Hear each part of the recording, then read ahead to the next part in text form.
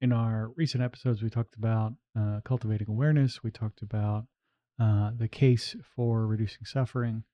And a big part of that conversation has to speak to an underlying truth that's very mushy. Folks don't necessarily want to hear this. But the reality is your entire experience is that it's yours. You have there is no other sort of prevailing information, right? The world's going to be arising and happening around you. This is a normal thing. But you cannot be aware of all knowledge at all times. You cannot be aware of all of the things that are happening. It becomes your quest as a man to try and find out the relevant information that you need in order to inform your behavior in a way that improves outcomes.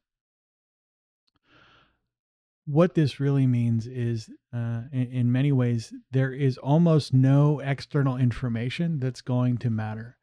If I gave you a book that contained the entire mechanics of how the universe operates, including all of the laws of physics and all of the unanswered questions that are currently floating about in the scientific community, it doesn't matter if the book is correct. It doesn't matter if the book is perfect in its sort of execution as a book. You are still required to internalize that information and process it in your own way in order to make it effective.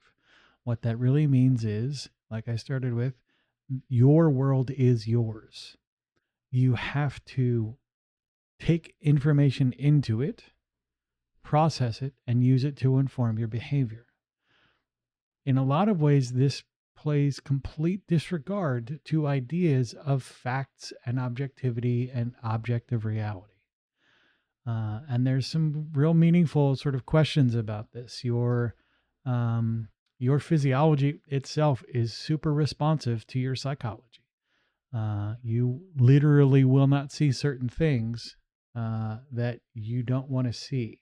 Like, and I say literally, I mean literally, not the modern interpretation, which also means figuratively. There are some direct relationships between your psychology and your physiology that are hardwired, and I want to chase that for too long, but rest assured, this understanding of reality is just that. It's an understanding, and it is a cultivating process for your mind. This is entirely subjective. And that's awful to say, because a lot of folks are going, well, if it's entirely subjective, then, this leads me down a path of, can I fly? And, no, you can't fly. This isn't Space Wizard Boot Camp. You're not going to learn how to shoot fireballs. When we talk about subjectivity being the only sort of real thing, that's not denying that objective reality exists. But if you are unwilling to recognize it, right? Yes, you can still get run over. Yes, it doesn't, not believing the truck is there does not mean the truck's not there. At the same time, you get to choose how it informs your behavior, right? You get to choose in many ways whether or not you jump out of the way.